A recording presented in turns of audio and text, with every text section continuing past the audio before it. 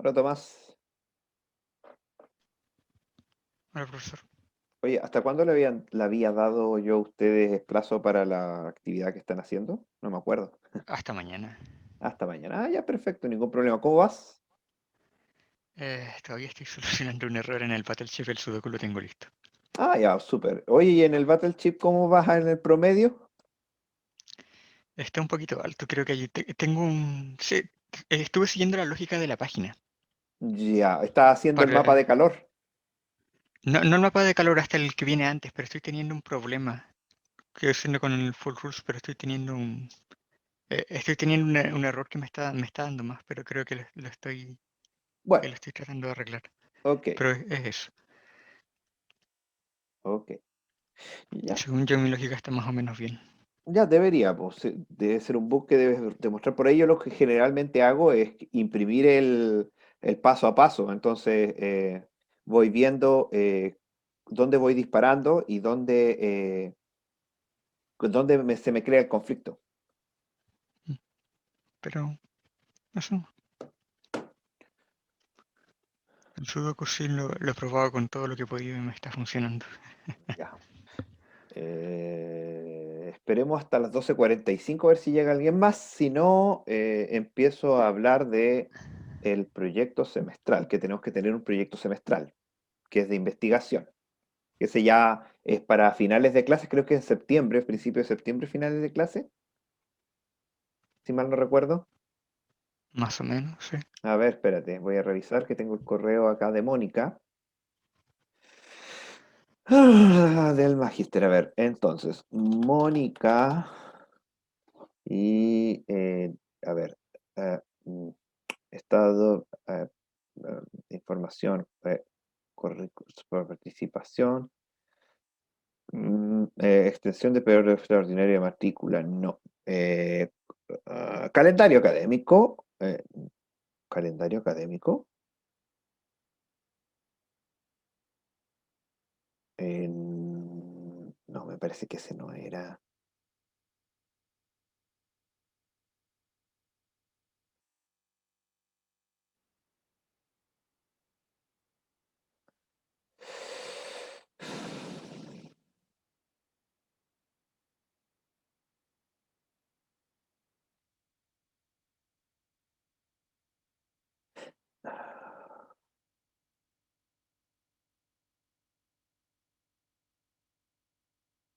No, este es el periodo extraordinario, no es este. Eh, Supongo que es este calendario académico, no, no, este no es. Acá está, calendario académico del MSC. Las clases terminan el 4 de septiembre. Entonces, si las clases terminan el 4 de septiembre, el 4 de septiembre, vamos, julio, agosto, 4 de septiembre, sábado, entonces nosotros deberíamos tener el jueves 2 la presentación del, eh, del proyecto semestral. Ya pasaron las 12:45 y bueno, voy a tener que, entonces voy acá a poner el enunciado del proyecto semestral, que obviamente voy a ocupar el enunciado del semestre pasado, y lo voy a actualizar nomás para esta oportunidad. A ver, entonces, ¿dónde está el semestral? No, este es el resultado. El enunciado, déjame ver si, ¿dónde está el enunciado? Proyecto de investigación, objetivos de... Acá está, perfecto, ya. Entonces, lo que te voy a mostrar acá es el enunciado del proyecto semestral del año pasado. Entonces, el objetivo es que los estudiantes, o sea, ustedes, tú en este caso, hagan una revisión bibliográfica sobre algunos de los problemas descritos y entreguen un informe tipo que sea con el formato de un artículo de investigación. Y ese formato se especifica más adelante. Entonces, ¿cuáles son los temas de investigación? Es, uno es la búsqueda del mayor rectángulo vacío en un conjunto de puntos. Ah, mira, ahí entró alguien más.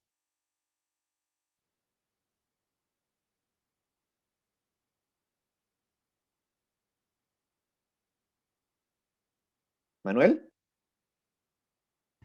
Sí, hola, hola. buenas. Oye, pregunta, ¿cómo van con, estás haciendo solo el proyecto semestral, perdón, la tarea con alguien más? Estoy haciéndolo con Diego. Con Diego, ¿y qué tal van? Bien, tratando de hacer que funcionen. Oye, ¿y el promedio cómo va? ¿Tienen algún promedio ya, ya obtienen algún promedio? En el, No, todavía no. pero la entrega no Ahora era mañana. estoy. Sí, por eso. ¿Qué Solo por si acaso, sucede? mañana, hasta qué hora tenemos para entregar? Hasta ya, en el peor de los casos pueden entregármelo el lunes a última hora, ¿ya? ¿De verdad? Sí, porque lo voy a revisar el martes.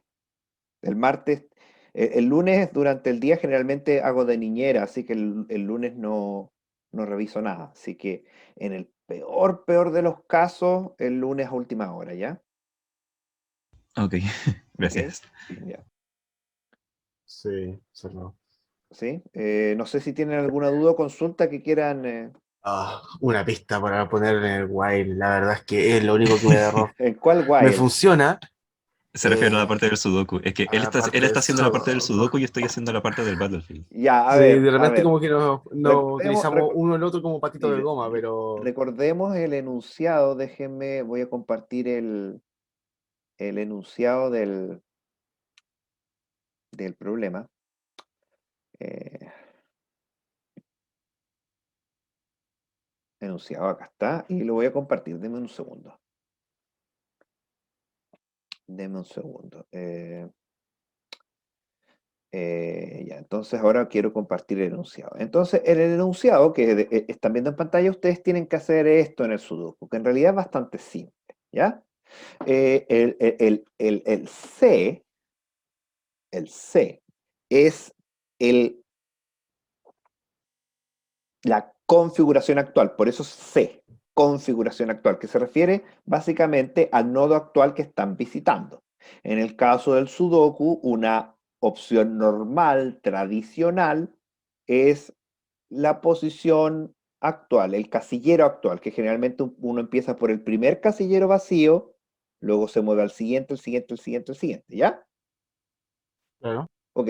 Ya, entonces, en la parte de acá, vamos a ver el recorrido. Este es un recorrido clásico por profundidad. ¿Qué quiere decir? Que el first es el hijo. O sea, si estoy en la casilla 1, 1, entonces mi hijo es la casilla 1, 2, por ejemplo. O 2, 1, dependiendo como ustedes lo prefieran. La dirección ahí es independiente, ¿ya? Y el next no es nada más que el hermano. O sea, si estoy en la casilla actual, obviamente le tengo que dar el primer número disponible a la casilla actual, 1, por ejemplo, y el hermano sería cambiar el 1 por el 2, por Dos. ejemplo. ¿Sí? Sí. Sí, ya. Entonces, tenemos claro el next, tenemos claro el first, y backtracking es llamar simplemente al mismo backtracking.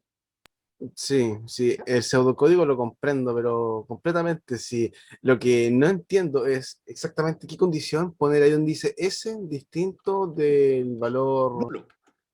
A ver, si el primer hijo es 1, luego el hermano es 2, 3, 4, 5, 6, 7, 8, 9, después del 9 que viene, Ahí no, nada, no, po. hermano, no existe Ya, nada po. más. Entonces, si el hijo se pasa de 9, termina la condición del while. Sí. No sé, po. La cosa es que me funciona, pero por alguna cosa me da error.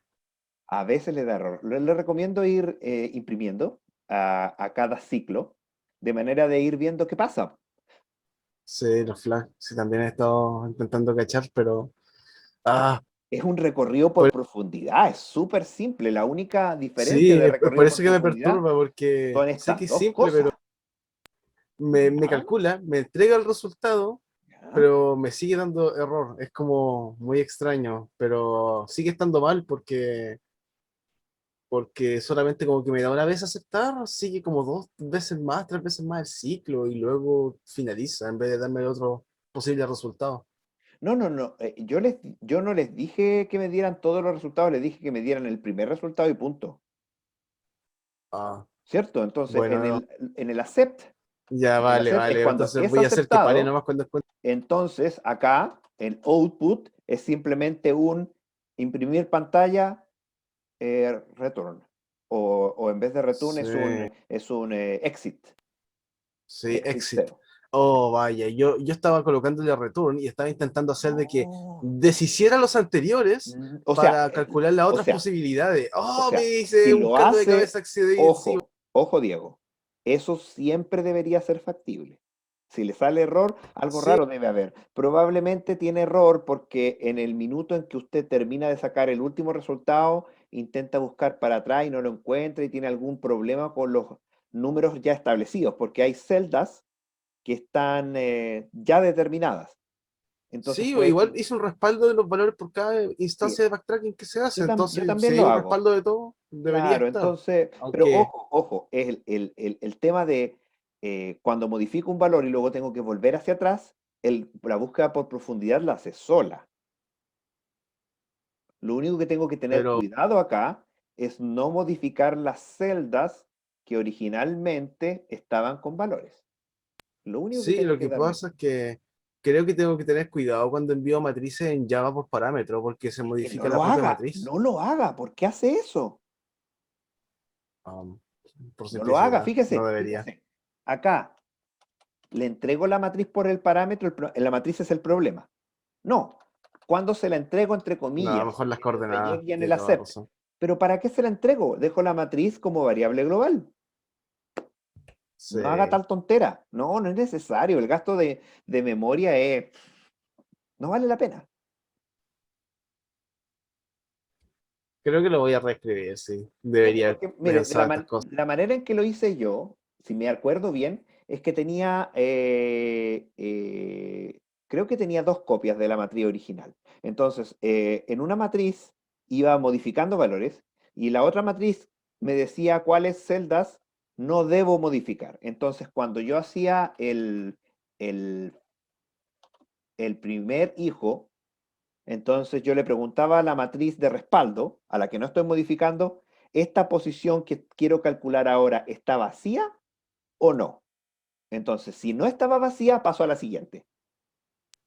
Ya. Profe, una pregunta sobre el diseño. ¿Usted me aconseja hacer el tablero como una matriz de int o crear como una clase celda y crear una matriz de celdas No, que no se se llame ponga con tablero? clases, no, es una matriz nomás, no, no se Ya, una complique la matriz vida. más De sencilla. hecho, si quiere, si uno modela idealmente este problema, es aún más eficiente hacerlo con un solo arreglo.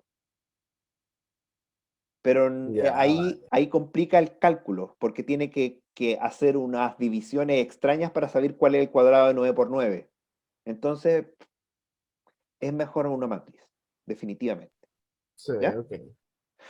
Ok, entonces si con eso se le mejora un poco la comprensión del problema, podemos pasar a lo que nos atañe hoy. Vale, perfecto. Ya, Sí, entonces, ¿qué es lo que gracias. nos vamos a ver hoy? Hoy día les quiero plantear el enunciado del proyecto semestral. El proyecto semestral, que le vale, no me acuerdo si dije el 40 o el 50% de la nota, No lo sé. no me acuerdo. La cuestión es que yo sé que las notas durante el semestre valen como 20 o 30%. El certamen vale entre 30 y 40 y el proyecto semestral es de 40 y 50 y todos suman 100. Pero no me acuerdo cuál es el porcentaje que les dije originalmente. Voy a tener que revisarlo. A ver si están en las primeras clases y si no, debería ser 20, 30 y 40. Digo 20, 30 y 50, creo. Ya. A ver, se conectó Franco. Déjeme preguntarle a Franco cómo va nomás. Franco, ¿conectado? Hola, profe. Hola, hola. ¿Cómo va con la pregunta, la tareita? Tengo listo el Sudoku ¿Ya? y el otro igual, pero los tengo que optimizar para sacar una mejor nota. ¿Pero qué promedio le da? De momento, 67. Sí, Uy, Dios mío, muy alto. Más sí, tardar el lunes a última hora, ¿ya? Profesor, tengo una duda. ¿Sí? ¿Cómo va a determinar el promedio? ¿Cómo determinamos el promedio para estar seguro? A ver, el promedio es bien fácil. Ustedes en su programa, como yo les dije en el enunciado, tienen que dejarme a mí ingresar manualmente el número de océanos a jugar. Y el Ya. promedio me lo tiene que imprimir. Esa es la condición, acuérdese.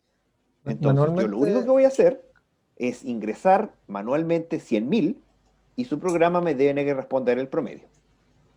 Ah, ya, ya, ya, ya. Ahora, obviamente me voy a meter al programa y verificar que ustedes están calculando bien el promedio porque para ver que no me engañen, pero Ah, por supuesto. hasta el minuto no me ha tocado nadie. O sea, una vez me tocó un caso que lo que hacían es que en algunos océanos no les funcionaba bien. Entonces, hacían la trampa de que en los océanos donde no podían sacar valores, donde les daba un error, los saltaba y no los calculaba para el promedio. O sea, no es que hicieran trampa, sino que simplemente calculaban el promedio de los que les funcionaba el algoritmo.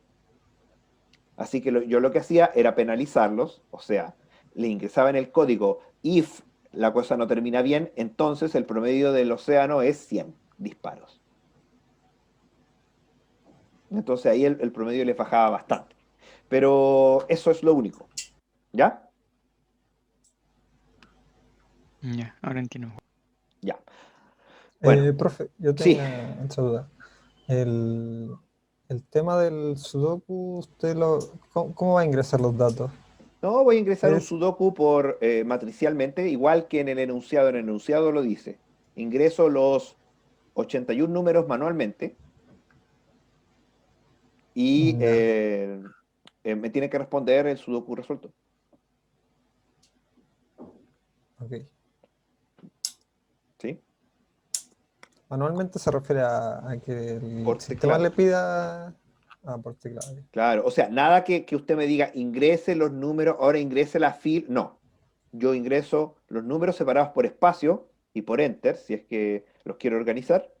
Y cuando apriete el último enter después de haber puesto el último número, me tiene que calcular y Ah, ya, es que responder el sudoku. ahí por eso Tal cual el yo formato quería. pedido en el enunciado. Tal Ah, cual. ya, ya. Ok. Descuento puntos si es que no me siguen el formato que especifiqué.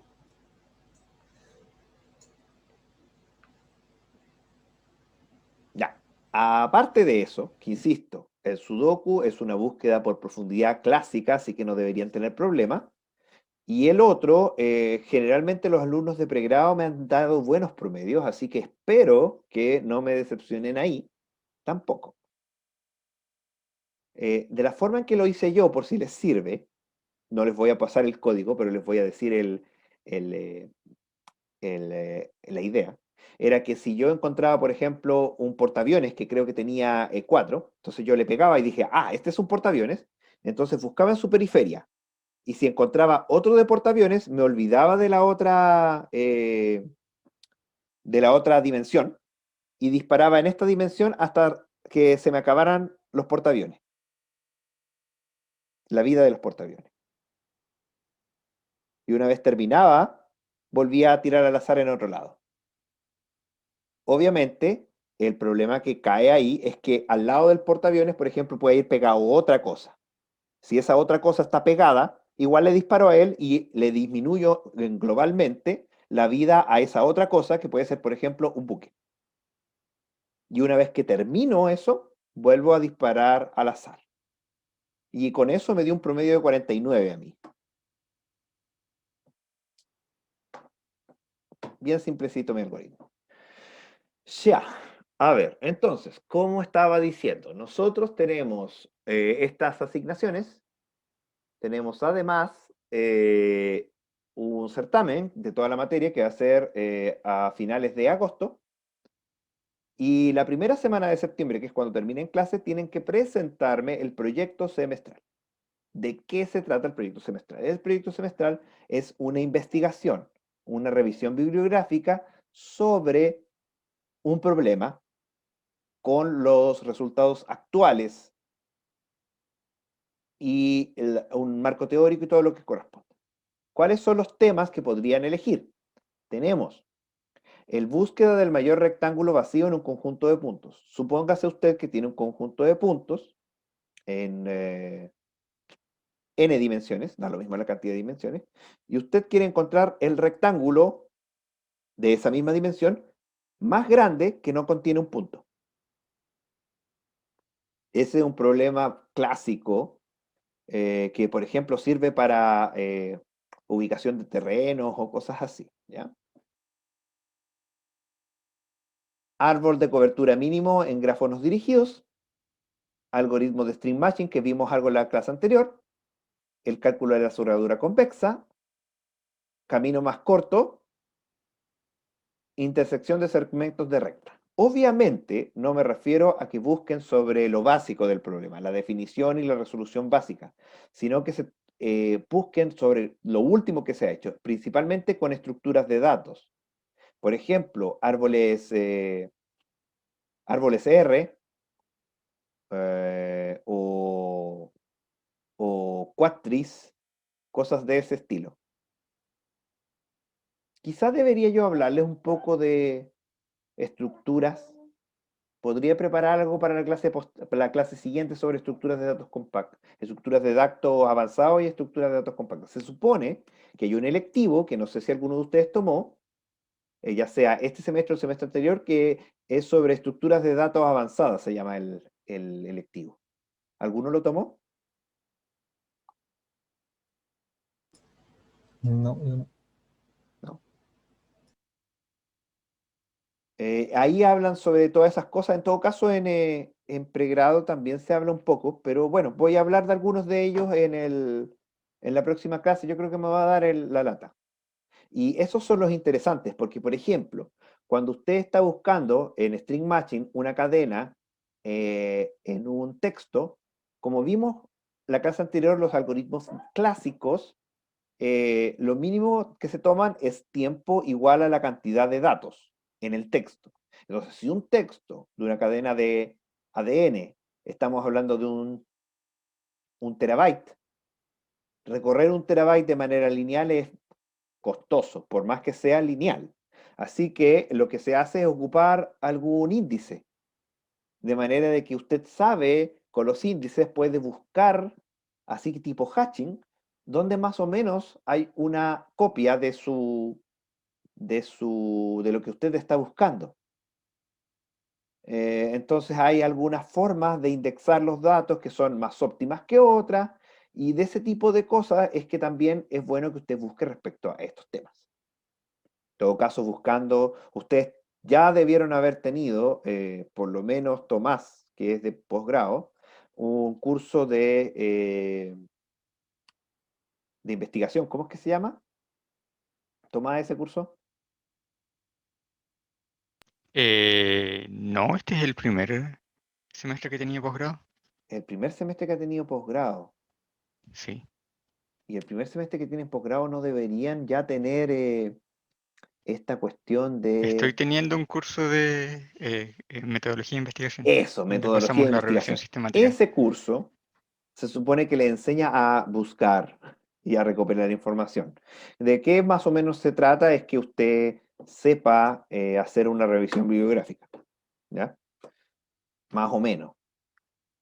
De eso se le está pidiendo. Entonces, acá hay una pequeña descripción de los temas muy básicos y algunos artículos o libros por los cuales empezar. Por ejemplo, acá está el del rectángulo más grande en 2 dimensiones, el árbol de cobertura mínico, los de string matching, el de cerradura conversa, el camino más corto.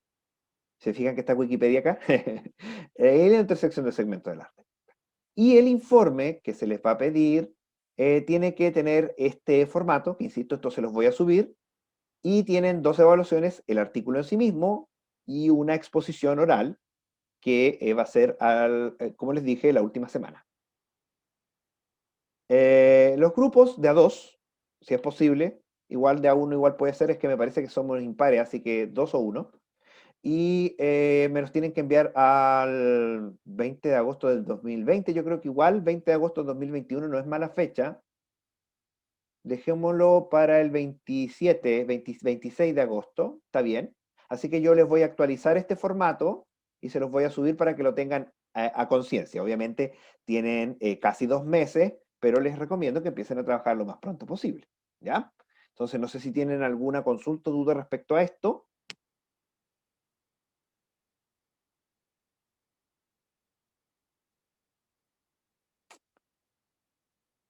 ¿Es un solo tema Ya está Un subido. solo tema, un solo tema. Ok. Por ejemplo, imagínense que yo elijo eh, el camino más corto. No me basta con que me digan Dijkstra, po. Si me dicen Sí. Dijkstra, el camino más corto es como, oye, Dijkstra es de como 40 años atrás o más. Entonces lo que usted tiene que hacer es investigar todos los avances en caminos más cortos que se ha hecho ahora último. Hay muchas ramificaciones, entonces usted mismo tiene que saber y hacer una limitante a su investigación. Por ejemplo, usted dice, bueno, me voy a dedicar al camino más corto, pero no voy a tomar en cuenta la heurística. Entonces se olvida de la estrella. Pero sí hay problemas, camino más corto, seguramente en grafos indexados o algo por el estilo. O si elijo, por ejemplo, la búsqueda de mayor rectángulo vacío en un conjunto de puntos, puedo decir, bueno, yo solamente me voy a dedicar a las estructuras de datos compactas, entonces me voy a olvidar de cosas como el R-tree, que no es compacto. Ahí tiene que ir viendo, tiene que hacer una investigación de base y ver en qué se han dedicado. Por ejemplo, una cosa que yo les recomiendo que no hagan es tomar en cuenta los estructuras de datos espaciotemporales. ¿Por qué? Porque hay estructuras de datos que, por ejemplo, para calcular el rectángulo más grande, que está acá, no solamente toman en cuenta el punto rojo, sino que toman en cuenta la trayectoria que puede tener el punto rojo. Entonces, dicen, bueno, este es el rectángulo más grande, pero también existe la posibilidad que en un tiempo más el rectángulo más grande sea este otro. Eso ya es muy complejo, por ejemplo. Por ejemplo. Entonces ahí ustedes revisan papers generalmente de los últimos 6, 10 años y se centran solamente en aquellos que les interese. Por lo general, no los más complejos, sino los que tienen un resultado mejor. Generalmente, los que mejor resultado tienen son aquellos que tienen más citas. Entonces usted en Google Scholar o en la Web of Science o donde usted busque, generalmente usted le dicen, el artículo le dice el número de citas que tiene. ¿Cuánta gente los ocupa como para decir, oye, este es un paper que es muy importante porque hay mucha gente que se ha basado en él para hacer trabajos adicionales? Es una forma de discriminar. ¿Ves?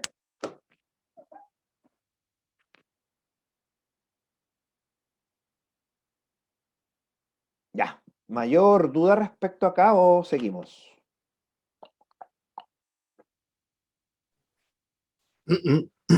Lo último que quiero contarles en este semestre, porque ya se nos está acabando un poco la materia, insisto, además de esto les voy a contar un poco de estructuras de datos. Yo creo que es bueno que les comente algo de eso. Es respecto a clasificación de problemas. ¿Ustedes saben clasificar los problemas acorde a su dificultad? No. ¿Cómo ¿Alguno se diferencia?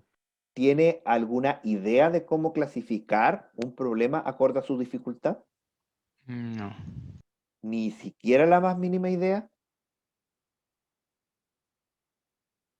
A ver, poco de historia. Poco de historia. ¿Alguna vez escucharon el término los 7 problemas del milenio? Creo que lo escuché una Sí. vez. Sí, sí, sí lo he escuchado. ¿Algo se acuerda? ¿En qué contexto lo escuchó? Los problemas del milenio tienen que ver con situaciones que son problemas matemáticos que hasta el momento no se le han encontrado solución, ¿o no? Algo así, algo así. Mire, a ver, voy a buscar aquí mi ayuda de memoria. que me parece mucho que Pero está... es que me acuerdo de eso por la cosa esta del P versus NP. Eso me acuerdo que lo hablamos mucho. ¿Cuándo lo Igual hablaron que mucho? en un ramo que tuve, creo que fue, podría ser ADA quizá, o estructuras discretas. En ADA sería. En ADA, sí, generalmente lo ven en ADA. Sí. Uy, que esto... También me suena la de algo de un tipo que era medio francés, suena como Moink. No me acuerdo. Moinca, Moinca algo era. No. Ay, qué lata que esté lo de complejidad computacional acá hecho por Pedro. Yo no quiero hablar de esto, yo quiero hablar de lo mío. No, porque esto es... No, yo quiero hablar de lo mío. ¿Dónde está lo mío? A ver, análisis de algoritmo y quiero hablar sobre clases de complejidad. Veamos. Déjeme buscar, quiero buscar en particular, pero si yo hice una PPT resumen sobre esto. ¿Dónde está? Qué cosa más rara. Yo me acuerdo haberlo hecho, pero no está en ninguna parte. Ok, voy a ocupar esta otra, que es de otra asignatura nomás, porque ¿dónde es que estaba? Se pierde las cosas. Aquí, ya. Clases de complejidad. Ok. Vamos entonces a compartir acá. La cosa es que quiero solamente la introducción por ahora y después vamos a hablar de antes.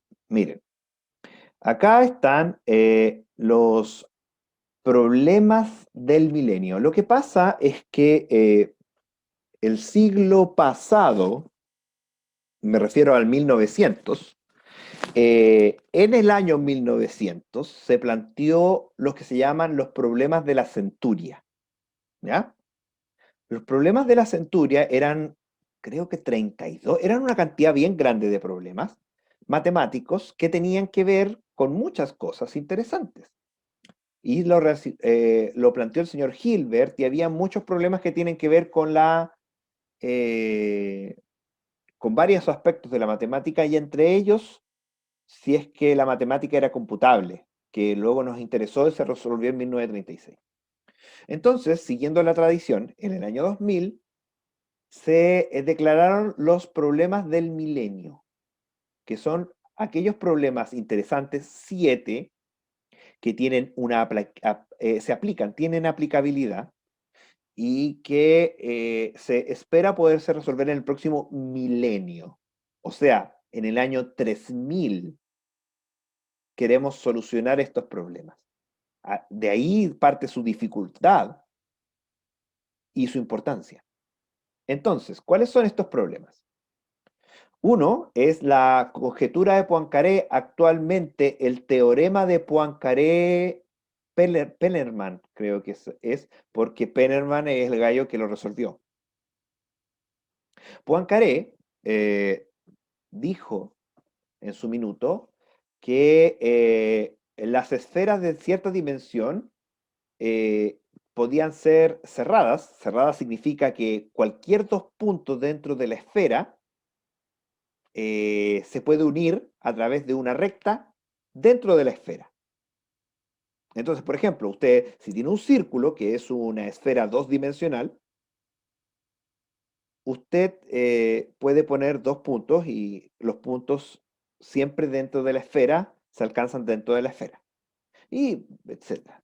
Entonces, la pregunta va, ¿es la esfera de dimensión mayor a 3 cerrada primero y luego conexa de manera simple? Y es bien técnico el teorema. La conjetura es que la única esfera mayor a 3 dimensiones que cumple con esas condiciones es la esfera de 4 dimensiones. Si se imaginan una esfera 4-dimensional, considerando la cuarta dimensión el tiempo, es una pelota de fútbol que parte en nada, o pelota de lo que sea, Crece y, y luego se y achica. crece y luego se achica. Y el radio del crecimiento es el mismo que el rate de crecimiento y de decrecimiento tiene que ser igual al radio de la esfera. Entonces, el señor Pennerman, que es un matemático ruso, que esa es su foto, se dedicó a resolver dicho problema y planteó su respuesta por ahí por el 2010, 2011. Yo estaba estudiando mi doctorado justamente y salió la noticia que alguien había resuelto uno de los problemas del milenio. Gran expectación, porque de hecho, resolver el problema del milenio no es simplemente resolver un problema, sino que obviamente vas a quedar como uno de los matemáticos más importantes de la historia, ganador de, ojo, no el premio Nobel, porque el premio Nobel no existe para los matemáticos, El equivalente. sino que la medalla Fields, que es el equivalente. ¿Saben por qué el premio Nobel no existe para matemáticas? Tengo entendido que tenía que ver con un romance. El señor Nobel odiaba a los Mm. matemáticos, que me parece que era un lío de faldas. Entonces el señor Sí, Nobel creo dejó que estipulado que el premio tenía que ser para cualquier ciencia y determinaba la ciencia y no estaba la matemática entre ellos. Entonces, efectivamente, este señor llega, pone su respuesta, pero específicamente hubo mucha gente que estuvo en contra de él, sin siquiera leer el resultado, sin siquiera leer el teorema. Eh, y empezaron a tratarlo mal, y empezaron él empezó a ver todo lo malo que hay en la academia respecto al ego y a muchos problemas. Entonces, el señor Pennerman, después de que la respuesta fuera demostrada cierta, el teorema es correcto, no solo rechazó la medalla Fields, no solo rechazó el premio que tiene que ver con esto, que es $1.000.000. O sea, se le resuelve la vida de ahí en adelante, pues no tiene que trabajar más. Dijo que la academia y todos los matemáticos envueltos eran unos peleles y que no quería ser tratado como mono de circo. Abandonó la universidad y trabaja precariamente haciendo clases particulares de matemática a niños y manteniendo a su mamá, o su mamá lo mantiene a él con la pensión, algo así. Sí, los matemáticos, muchos de nosotros estamos locos, es cierto. Esa es la historia del señor Pelé. Ya. Luego hay otros problemas. Está la conjetura de Hodge, que tiene que ver con los polinomios con soluciones irreales. O sea, usted ya conoce los polinomios clásicos donde las soluciones son números reales. Entonces, ¿qué pasa con los polinomios que tienen soluciones que no son reales? O sea, números irreales. Entonces, hay una forma de resolverlos que se piensa que es de una forma, pero no se ha demostrado que es de esa forma. Eso ayudaría en muchos campos, muchas soluciones, y ahí desconozco un poco. El otro, y obviamente no está resuelto, ninguno de los otros está resuelto, solo hay uno resuelto de los 7. El otro es la hipótesis de Riemann. La hipótesis de Riemann tiene que ver con una función muy extraña que si uno lo visualiza en un gráfico tiene una estructura fractal y los ceros de la función de Riemann, que quiere decir la solución de la función de Riemann, eh, si la conjetura es cierta, se generan, lo más seguro es que la conjetura sea cierta. Entonces, el problema sería que la conjetura sea falsa, porque si la conjetura es falsa, hay hartos supuestos que nosotros como matemáticos seguimos trabajando que son falsos. Entonces se desarmaría un campo completo de la matemática si la hipótesis de Riemann es falsa. Así de importante. el problema es demostrarlo. Claro, lo más probable es que sea correcta, es que sea cierta, pero no hay nadie que lo ha podido demostrar hasta el minuto. Luego está la existencia de los mapas de gas de Young-Mills que permitirían seguramente un mapeo más preciso de dinámica de gases.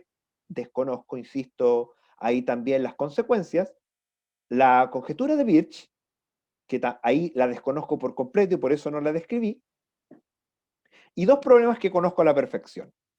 El primero, que no tiene que ver con nosotros, porque estamos haciendo la introducción, es la suavidad y la existencia de las ecuaciones de Navier-Stokes. ¿Qué significa?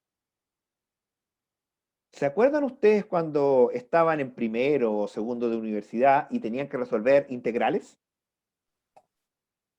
Sí, ¿Ya? ¿Verdad comprendo. que para resolver la integral usted tenía que hacer la vaca comiendo pasto y hartos trucos siempre que hubiera una dependencia entre la función y el derivado? El Sí. punto es que no todas las integrales se pueden resolver de manera analítica. O sea, si quieres sacar la integral de cualquier función respecto a variables, no siempre es posible. Entonces, lo que hacen los computadores es hacer una aproximación a través de análisis de espectral. ¿Qué significa eso? Aproximan el valor a través de matrices, cálculo de matrices. No sé si ustedes lo alcanzaron a Ajá. ver hay una asignatura que se llama cálculo numérico, donde se puede simular, o sea, aproximar una solución de una integral a través de multiplicación de matrices.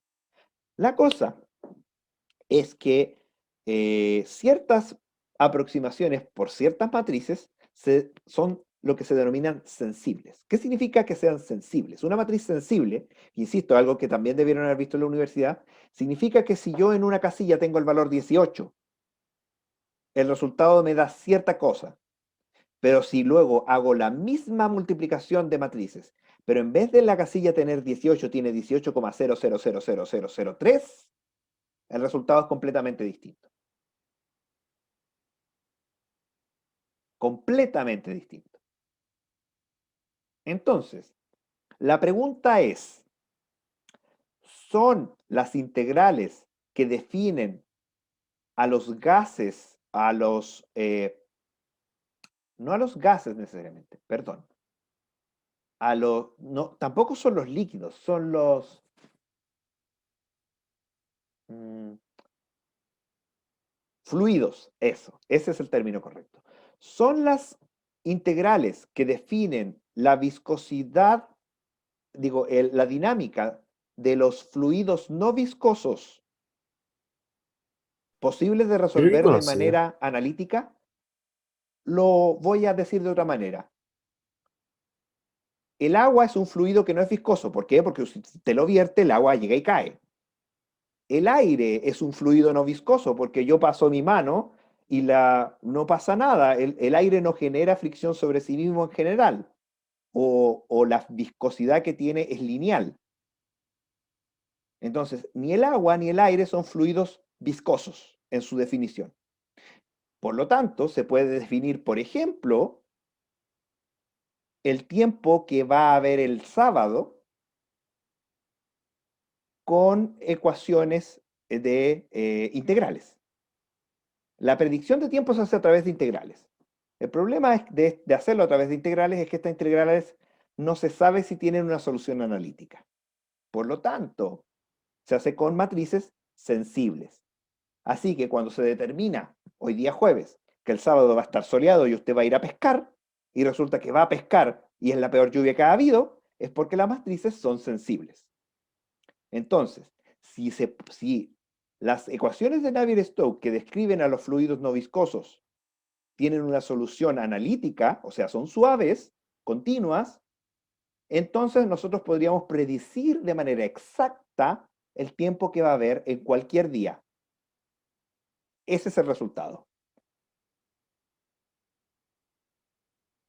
Hagamos una pequeña pausa porque se va a acabar el tiempo y nos volvemos a conectar si es posible. Ok. ¿Ok? Ya, vale, vale. Nos vemos ahora. Nos vemos ahora. Sí.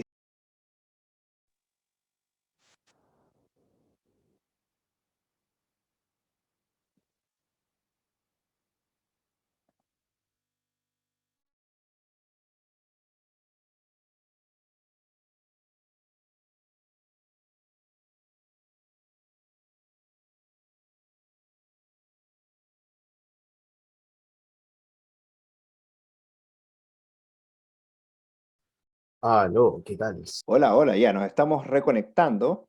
Está Diego, está Manuel, está Franco y ahí llegó Tomás. Entonces voy a reconectar la idea cuando todos estén disponibles. Ya, están todos disponibles. Entonces retomo la idea. Eh, por lo tanto, la solución al problema de las ecuaciones de Navier-Stokes, voy a volver a compartir, implicaría que nosotros podríamos predecir el tiempo de manera exacta. El tiempo me refiero a la temperatura, si va a llover o no, etcétera, etcétera. Entonces, es un problema muy importante y además es mucho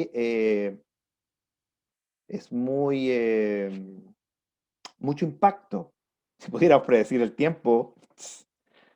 Y les recomiendo, hay una película del problema de las ecuaciones de Navier-Stokes, la que ven en pantalla. En español se llama Un don excepcional, en inglés se llama Gifted, y trata sobre los problemas de criar una niña ultradotada, no superdotada, ultradotada. Y el problema detrás de toda esta inteligencia es las ecuaciones de Navier-Stokes. Así que se las recomiendo ver como contexto a lo que estamos viendo del problema del milenio. Se habla mucho de los problemas del milenio, se habla del señor Pennerman, etcétera, etcétera. ¿Ya? La último problema, entonces, porque hemos descrito 6 de los 7 problemas, es P versus NP. Y ese es el problema que nos atañe a nosotros. Entonces, pregunta, ¿saben qué significa P y NP? O por lo menos tienen Polinomial alguna y no idea. polinomial. Ah, perdón. Polinomial y no polinomial, ¿no? Incorrecto. Oh, no. Casi, pero no. ¿Alguna vez escucharon sobre esto fuera de la universidad, me imagino, ¿no? Sí, En la sí, sí, universidad, sí. ¿han escuchado No, P versus NP? sí. ¿En alguna asignatura? Sí que hay alguna asignatura. ¿Y se ¿Cuál? acuerda? Parece que Nada. no. Ya miren, vamos a formalizar este problema para que usted sea el próximo ganador del problema de la resolución de los problemas del milenio. Obviamente, si usted termina siendo aquel que resuelve los problemas del milenio, le pido solamente a ver, ¿cuál es el 10% puede ser mucho de $1.000.000? ¿Cuál es el 1% del $1.000.000? Estamos hablando de $10.000. El 1%. Si usted resuelve el problema P versus NP, me da el 1%, porque yo le enseñé, digamos. ¿O no? Mínimo. Haría. Sí, Haría. Igual es sí. Ya. justo. ¿Sí o no? Ya. Vamos a hablar. Los problemas, de esto hemos estado hablando todo este tiempo. Los problemas computacionales se clasifican por el uso de recursos, tiempo y espacio. Y nosotros hemos dado clasificaciones a problemas particulares ocupando el tiempo y el espacio con notación asintótica. Eso lo hicimos al principio del curso, ¿cierto? Sí. Confirmo. Sí. Entonces, eh, queremos no solo clasificar porque ya lo tenemos, sino que comparar. ¿Cómo hacemos eso? Lo que nosotros podemos hacer es, para comparar y clasificar, es crear clases de complejidad. Complejidad temporal y complejidad espacial, para saber qué problemas son similares y se clasifican dentro del mismo conjunto y por lo tanto tienen resoluciones similares. Entonces vamos a definir el conjunto D-time de FDN. ¿Cuál es el conjunto D-time de FDN? El conjunto D-time de la función creciente FDN son aquellos problemas computacionales que existe un software que para términos generales vamos a decir máquinas de Turing, pero como ustedes no son ávidos en las máquinas de Turing, voy a decir software, porque al final son equivalentes debido a esto es la tesis de Turing Search, y también debido a hay un teorema que dice que cualquier máquina de Turing es simulable por una máquina de Turing universal, ocupando una cantidad de recursos polinomial respecto a su definición. Por lo tanto, como el computador es una máquina de Turing universal, uno se asegura que polinomialmente hablando se mantiene dentro de la misma clase. Entonces vamos a hablar de software. Los problemas, tal que existe un software, que dicho software resuelve el problema, o sea, para cualquier input del problema, entrega el output correcto, o bien, como se define el problema, para cualquier input del problema define si el input pertenece o no pertenece al problema, ocupando un tiempo que es asintóticamente acotado por FDN, asintóticamente acotado por arriba. Pongamos un ejemplo. A ver.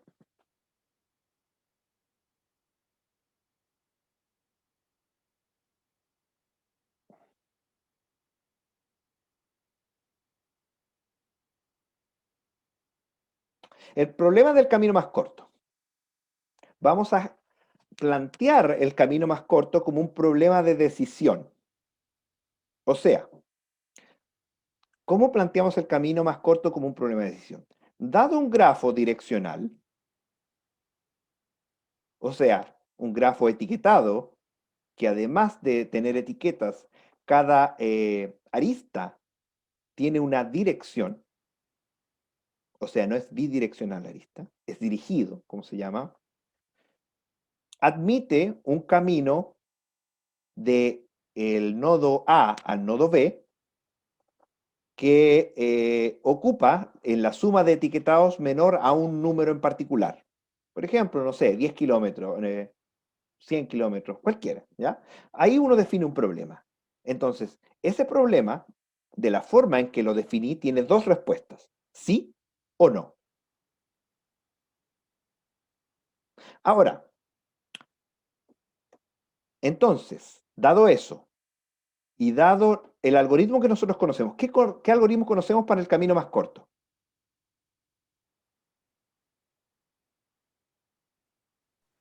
Mm, Lo pasamos en clase, cuando hablamos de programación Dijkstra. dinámica, Dijkstra. ¿Cuál es el tiempo que toma Dijkstra en resolver el problema del camino más corto?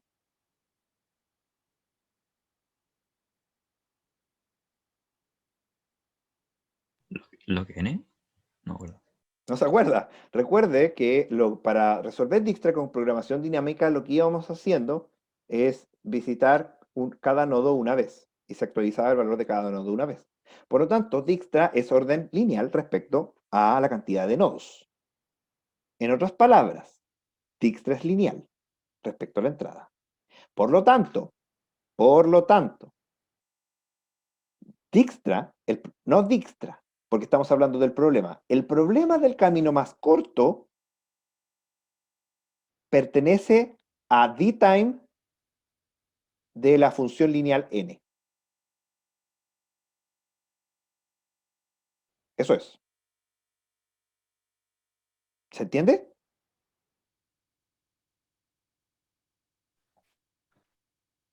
porque que está dentro de Dijkstra, está dentro de Time, porque No, no Dijkstra está Dijkstra, dentro de... no Dijkstra. El camino más corto, porque es el problema, no el algoritmo. No, Fíjese bien. Es el problema tal que existe un algoritmo que lo resuelve en el tiempo que corresponda. Entonces, dtime lineal es un conjunto de problemas. ¿Cuál problema pertenece a dtime lineal? El problema del camino más corto porque se resuelve a través de Dijkstra. ¿Ya? ya ahí comprendo.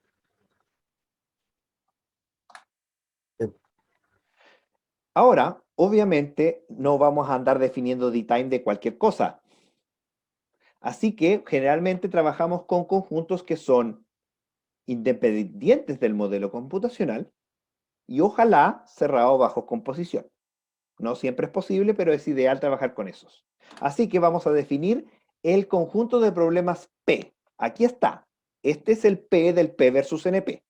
El conjunto de problemas P es la unión de todos los naturales de K, tal que unimos todos los D-time de n elevado a K. ¿Qué significa esto? Significa que P es el conjunto de problemas cuya solución se demora tiempo polinomial en un software cualquiera, particularmente máquinas de Turing.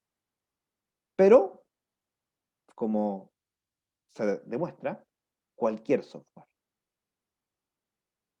¿Por qué? Porque una máquina de Turing... perdón. Quiero ocupar el lápiz. Ocupar el lápiz. Una máquina de Turing universal puede simular cualquier otra ocupando tiempo TDN multiplicado por el logaritmo del tiempo de n. Por lo tanto, como estamos hablando de polinomios, el n elevado a k por log de nk es lo mismo que k multiplicado por n elevado a k por el logaritmo, que es menor a t al n elevado a k más 1.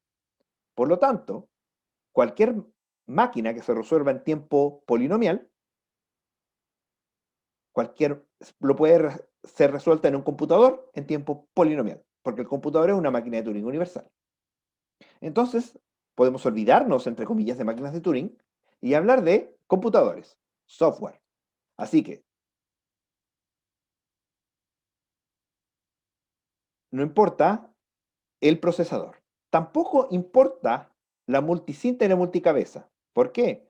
Porque cuando hablamos de mucha memoria, podemos simularla con otra que tiene una sola cinta y con tiempo cuadrático. Así que de nuevo, nos mantenemos en el mismo. Así que podemos hablar con propiedad que el conjunto P es aquel cuyos problemas se resuelven en tiempo polinomial por un software cualquiera. Cualquiera. Además, es cerrado bajo composición. ¿Por qué? Porque si yo compongo dos funciones, por ejemplo, no sé, pues tengo algo y ese algo que lo tengo, primero lo transformo en un grafo en tiempo polinomial y después resuelvo el camino más corto del grafo, ahí hice una composición. Entonces, tiempo polinomial y tiempo polinomial. Pero lo que hago es hacer una composición y me queda la composición de los dos polinomios, la multiplicación de sus grados mayores. Sigue siendo un polinomio. Así que es cerrado bajo composición, lo cual es muy positivo también. ¿Qué problemas se sabe que existen en el conjunto P? No sé, pues, búsqueda lineal.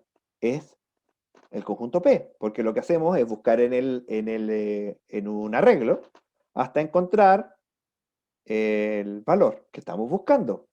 Y eso me demoro, a lo peor, el tamaño del arreglo. Otros problemas, orden. El ordenamiento, nosotros sabemos que es n log n, el peor caso es n cuadrado, sigue siendo polinomial. El camino más corto, que ya lo dijimos, Dijkstra lo resuelve en tiempo lineal. La programación lineal, su nombre lo dice.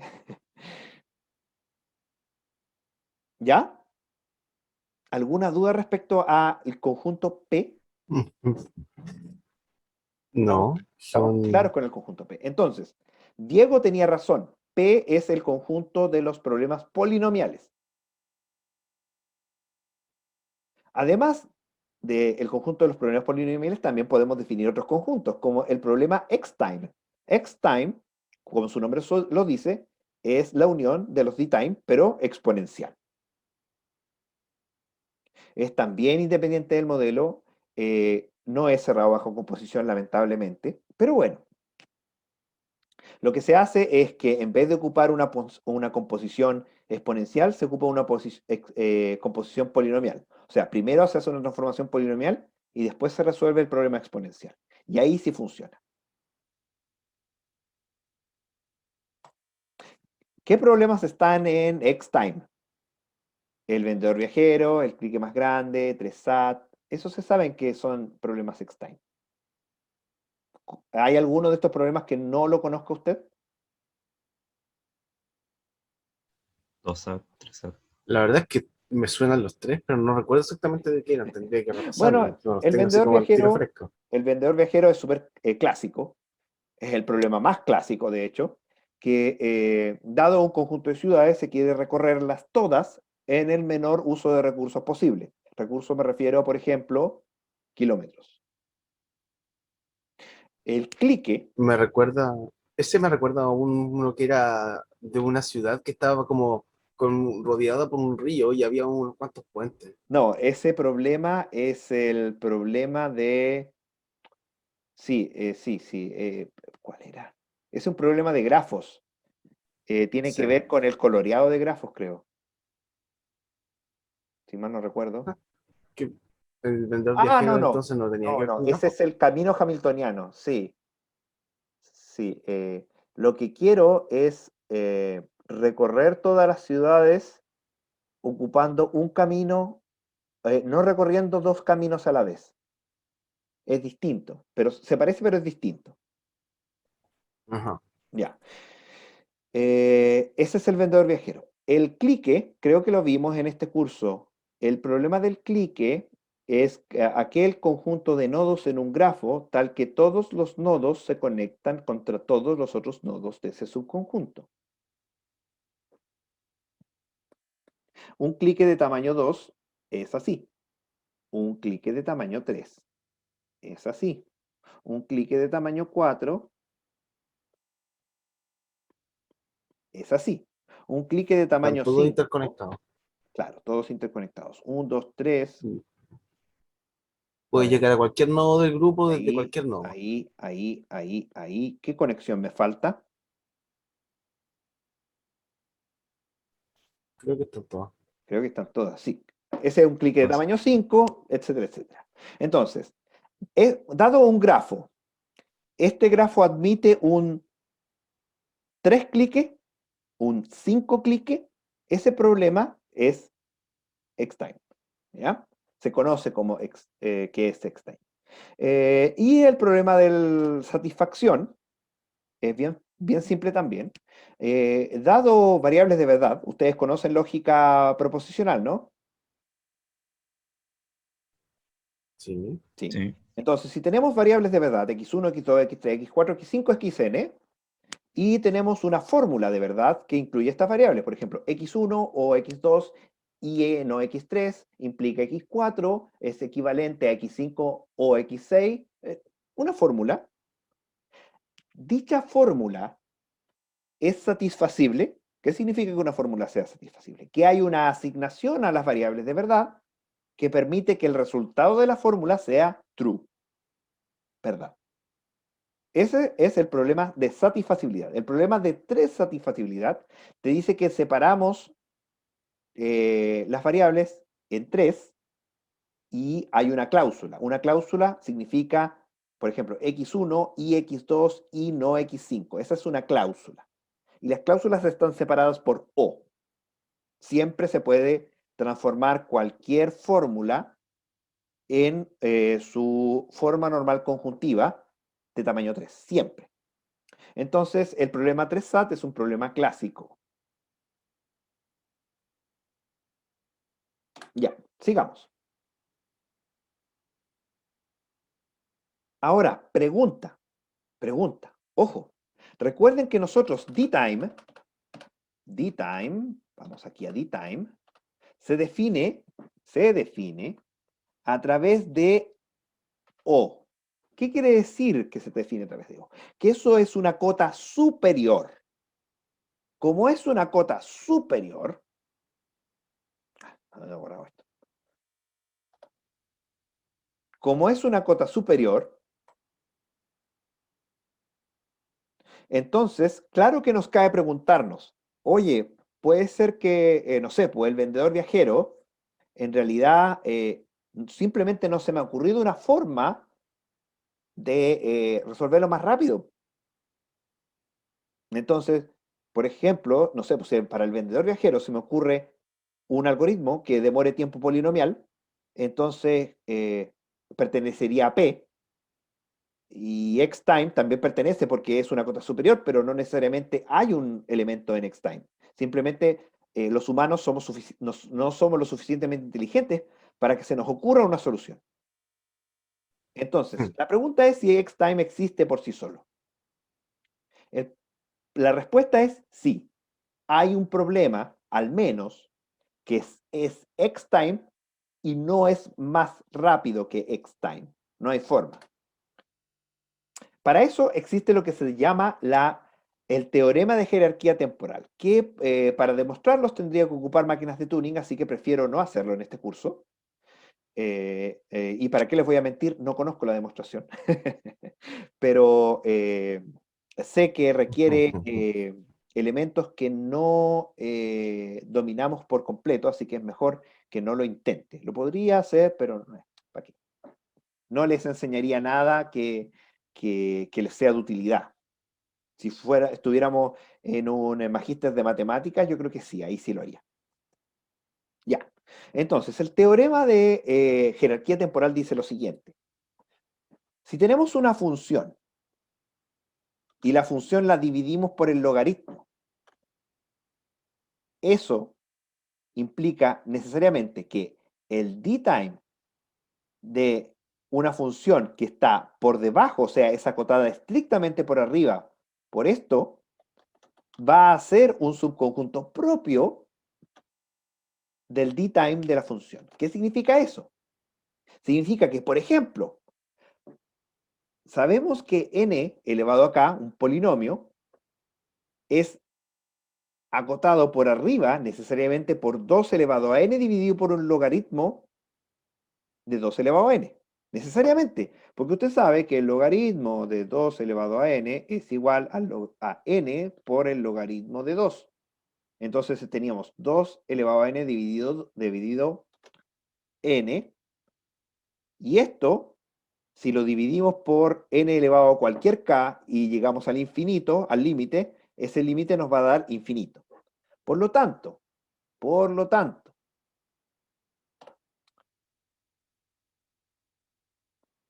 P es necesariamente un conjunto propio de xtime por el teorema de jerarquía temporal. En otras palabras, existen problemas que por más que nosotros pensemos, es imposible resolverlos en tiempo polinomial. ¿Ya? Comprendo, pero qué Pero, lástima. lástima, ¿cierto? Pero no importa, esos problemas generalmente no son tan interesantes. Igualmente, podemos hablar de la jerarquía espacial. Entonces, en vez de d-time tenemos d-space. Y es lo mismo. Existe un software que resuelve el problema, pero usando una cantidad de memoria, no de tiempo. Y ese tiempo, esa memoria se puede medir en lo que usted quiera. Cantidad de celdas individuales, bits, bytes, megabytes, da lo mismo. Porque estamos hablando de crecimiento en términos de notación asintótica. Y como usted sabe, notación asintótica da lo mismo las constantes. Así que tenemos el conjunto p-space, que es simplemente la unión de los d-space polinomiales, y también tenemos el conjunto x-space, que es la unión de los conjuntos de los d-space exponenciales. Ahora,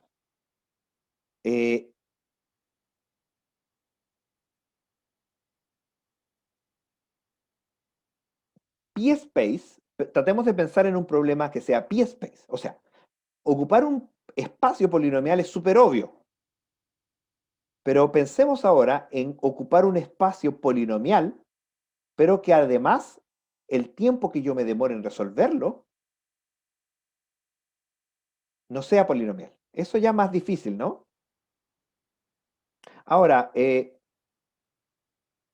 p-space además tiene alguna relación con xtime. Quiero ocupar un tiempo súper exponencial. ¿Existe un problema así? La respuesta es sí. Saber si dos expresiones regulares son iguales o no. Ese es un problema p-space de tiempo súper exponencial. Ahora, ¿cómo hacemos saber si DSpace y su relación con XSpace? Para eso existe el teorema de jerarquía espacial. Esta vez es un poco más simple. Simplemente dice que el DSpace de todo lo que esté acotado por arriba, por FDN de manera estricta, es un subconjunto propio del DSpace de FDN. Por lo tanto, como n elevado a k sabemos que está acotado por arriba, exclusivo, por una exponencial, entonces necesariamente PSpace es un subconjunto propio de XSpace. Necesariamente.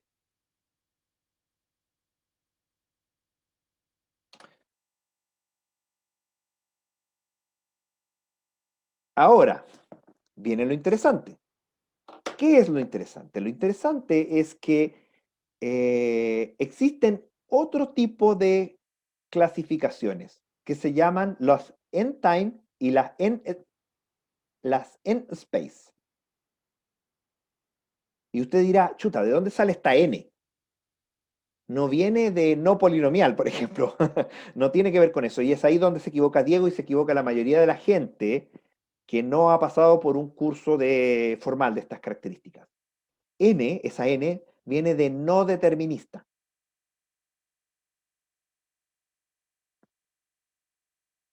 Ahora, ustedes no han tenido un curso de máquinas de Turing, no deterministas al menos, ¿cierto? ¿no? Así que Creo que no. pensémoslo de esta manera. Suponga usted que yo puedo ocupar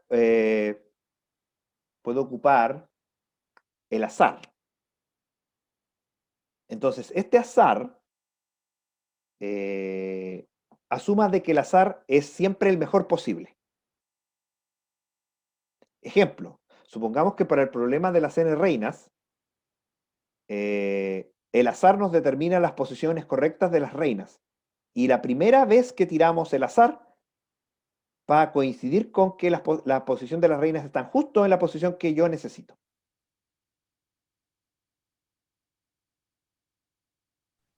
Ok, sí, eso es posible, pero O sea, ¿qué sacamos con eso? es posible, digamos. La probabilidad es baja, pero es posible. Entonces, lo que nos queda es corroborar que lo que nosotros pusimos es correcto. O sea, suponiendo que el azar la primera vez nos dio el resultado correcto, lo único que nos queda es decir, a ver si este es el resultado correcto.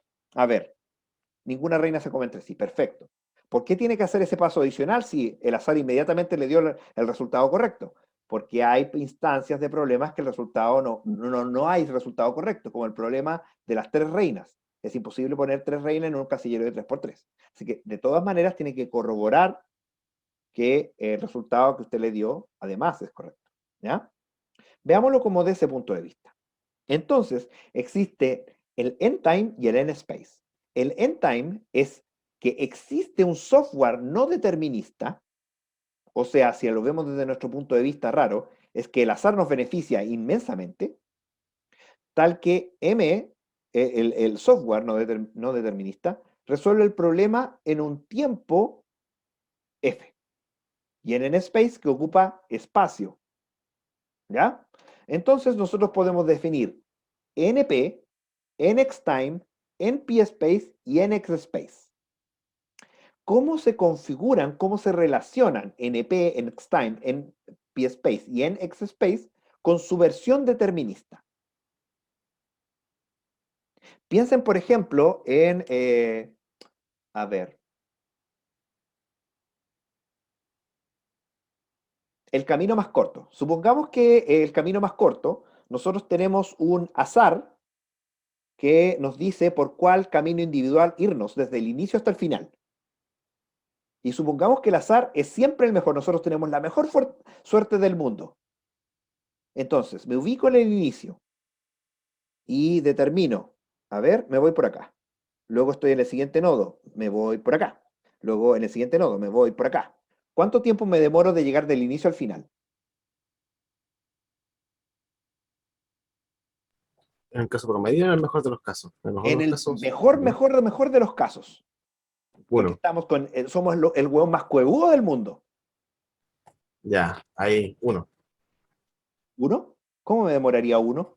No. ¿Qué piensas? Mm, Estoy en el inicio. no. Y el azar me beneficia completamente para saber cuál es el camino individual que tengo que tomar y voy a la siguiente ciudad, por ejemplo. Y luego en esa ciudad, de nuevo el azar me determina el mejor camino posible y me voy por otro camino a la siguiente ciudad, hasta llegar a la meta. ¿Cuánto tiempo me demoro? ¿Cuántos pasos doy? La misma cantidad que ciudades. La misma cantidad de las Ah, ciudades, o sea, sigue siendo orden sí. lineal. Entonces, fíjese que para ese problema no nos ayudó en nada. O sea, Mm, el azar, el no determinismo a veces ayuda y a veces no ayuda del todo. Entonces existe lo que se llama el teorema de Savage. El teorema de Savage dice lo siguiente: cualquier sistema no determinista que usa el espacio, función de n, no sé cuánto espacio, se puede simular por su versión determinista, o sea, que no considera azar, en un espacio que toma solo el cuadrado del espacio original. Ese es el teorema de Savage. Y además, me falta uno acá, que no sé por qué no lo puse, está lo obvio, lo obvio. Si yo me demoro un tiempo n, f de n, para hacer un cálculo en un software, para hacerlo de manera no determinista, es el exponencial de ese tiempo. Eso es obvio. ¿Puede ser más rápido que eso? Claro que sí, pero lo peor es el exponencial. Así que con eso podemos plantear las siguientes relaciones. Primero, p-space y n-space son lo mismo, porque si p-space ocupa espacio polinomial y n-space es el cuadrado de ese espacio, estoy hablando del cuadrado de un polinomio, sigue siendo un polinomio. X-space, por lo tanto, obviamente es igual a nx-space, porque pasa lo mismo. Si tengo un exponencial y le hago el cuadrado de la exponencial, sigue siendo un exponencial. Luego tenemos NL, que es espacio logarítmico no determinista. Espacio logarítmico no determinista es un subconjunto no necesariamente propio de los P. P es un subconjunto no necesariamente propio de NP. NP es un subconjunto no necesariamente propio de P-space. P-space es un conjunto no necesariamente propio de X-time y X-time es un conjunto no necesariamente propio de X-space. Obviamente, P es un subconjunto de P-space porque nosotros sabemos que si tenemos un espacio, podemos demorarnos menos que el espacio en resolverlo, pero eso pasa. Entonces, por teorema de la jerarquía es temporal, sabemos que P es un subconjunto propio de X-time. Y por el teorema de la jerarquía espacial, sabemos que P-space es un subconjunto propio de X-space. Por lo tanto, como sabemos que esta con esta y sabemos que esta con esta son subconjuntos propios. Por lo tanto, este, este, este o alguno de ellos es un subconjunto propio. Alguna de ellas. ¿Cuál? No tengo idea. mm. Entonces, de aquí viene la pregunta. Fíjense bien. ¿P y NP son iguales? ¿O P es un subconjunto estricto de NP? Ahí es la pregunta. De ahí viene la pregunta del $1.000.000. ¿Por qué? Porque si el azar es tan fuerte o no, esa es la pregunta. Porque, por ejemplo, el problema del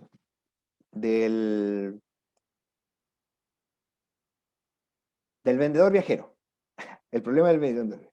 Si nosotros nos ubicamos en una ciudad y el azar nos permite siempre ir por los caminos de manera de recorrer todas las ciudades en el menor tiempo posible, el tiempo que nos demoramos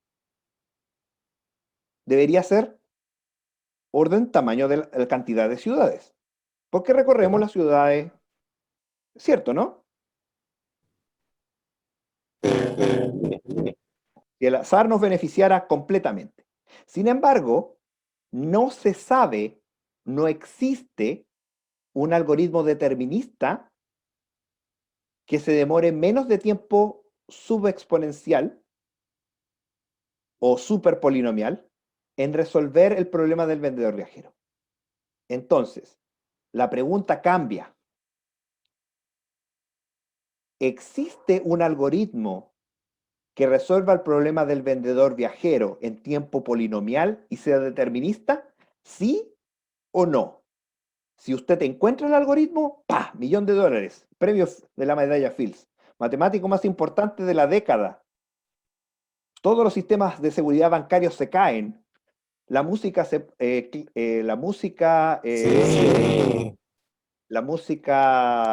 una buena música se podría producir de manera algorítmica. Se caería una cantidad de cosas, se puede encontrar la cura contra el cáncer, si es que eso es así. Ya les voy a demostrar en la próxima clase por qué. Y esto recibiría un 1% del premio. Y yo recibiría el 1% del premio, que no son... Profesor de la universidad se jubila. 7 millones de pesos. No es despreciable. Claro. Imagínese, se podría encontrar la cura contra el cáncer, si es que eso es cierto. Y está el otro camino, que es lo que la mayoría de los informáticos creen, y matemáticos. Se caerían todas las claves. Sí, se caería. Efectivamente no existe un algoritmo más rápido para resolver el problema del vendedor viajero. Si eso es capaz de demostrarse, que, spoiler, no se ha demostrado hasta el minuto, no pasa nada, el mundo no cambia, simplemente liberaríamos poder de tiempo de trabajo a muchos matemáticos e informáticos que están tratando de demostrar que P es igual a NP. Es lo único que cambiaría. Pero de todas maneras, aquel que lo descubra se ganaría la medalla Fields y todo lo que usted quiera. ¿Ya? Tentador. Y ese es el $1.000.000, tal cual. Tal cual. ¿Usted qué cree, profe? Yo creo que son distintos. O sea, imagínese cuánta mente brillante ha tratado de trabajar en el problema del vendedor viajero, en el problema del horario, en la programación de horario. ¿Cuánta gente ha trabajado en el problema del 3SAT? Y no se le ha ocurrido un algoritmo más rápido. Ni aún con computación cuántica. Ojo, la computación cuántica no determina P igual a NP. Eso es falso. Entonces, la cuántica nos permite ayudarnos en ciertas cosas, pero no en todo. Oh. Entonces, si es que aún todo este tiempo y nadie se le ocurrió, lo más probable es que sea falso, pero no implica que sea falso. De hecho, hay una cosa adicional, a ver si la alcanzo a contar en 20 segundos. Hay cosas que son verdad que no es posible de demostrar. Eso está demostrado. Oh. Les voy a hablar en detalle de eso en la próxima clase, de hecho. Les voy a contar toda la historia. Tenemos tiempo. Así que recuerden, a máximo tardar el lunes a última hora me pueden entregar la tarea y les voy a subir el proyecto semestral mañana. Adiós. Adiós. Adiós, que esté muy bien. Adiós. Adiós. Chao, chao, chao, chao, chao, chao, chao, chao.